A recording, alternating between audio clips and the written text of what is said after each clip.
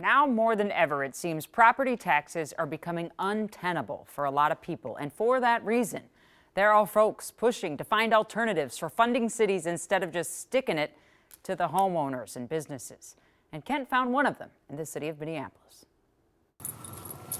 If you're a Minneapolis homeowner who feels snowed under by property tax increases, you're not alone. I know a member of the Board of Estimate and Taxation who moved out of their house because, in part because of the property tax burden, and became a renter. Board President Steve Brandt says Minneapolis property taxes currently account for 48% of city revenue, ranking highest among 10 peer cities. And that could rise even more to 57% of revenue in just 6 years, according to a new report. I think we need to do something. I don't have the power to change it.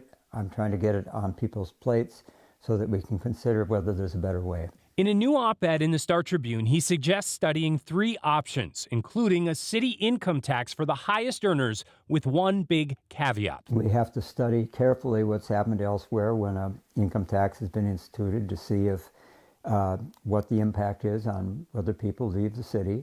I'm cognizant that that could be a downside. He says another alternative is to add a city-specific real estate transfer tax. Right now, you pay it to the state, you pay it to the county, you don't pay it to the city, and why not? Is that something the city can control, or No. does that have to go to the legislature? Most of what we're seeking to change, or the possibilities that have been raised in this study, would require legislative approval. Instead of going to the Capitol, he says the city could also try to convince tax-exempt property owners, like nonprofit hospitals or universities, to make voluntary payments in return for the city services they receive. One way that Boston has found to have people in that situation pay is to publish whether they pay or not. So it's technically elective, but there's a little public shame involved? Yeah. Absolutely. He admits every possible answer has its trade-offs, including the most obvious one he can't control. A lot of the people who have read the article have suggested the city cut spending. That's the city council's job. It's not the Board of Estimates' job. I support a careful look at that. I also invite people who have that point of view to tell me what city services would they cut. Now let's get to the root cause of all this. The big drop in commercial real estate values is a big reason why we're here. Residential property taxes rising.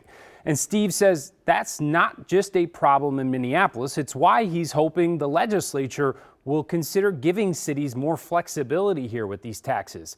But Jana, he says that's not likely to happen this year because it's not a budget year. So they're kind of wanting to get the conversation going now so that hopefully by 2027 they have a plan. Yeah, and a plan needs to come quickly, not just Minneapolis, but everywhere. We've been places like Corcoran, Crystal. We've covered this. People will leave these cities, and that's not good either. Yeah, it's not. And it's something that, you know, as people are feeling squeezed, he says there's a lot of people wondering, like the one board member, can I afford to stay in my home or do I need to get out? Yeah, makes sense. Thanks so much, Ken.